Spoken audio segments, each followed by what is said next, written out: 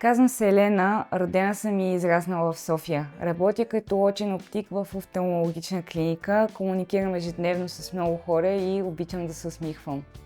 Най-големият ми страх беше дали въобще е възможно захапката ми да бъде променена. За щастие се запознах с доктор Джонева, която прие при сърце моята ситуация и въобще не съм имала притеснения и страхове, минавайки през процеса.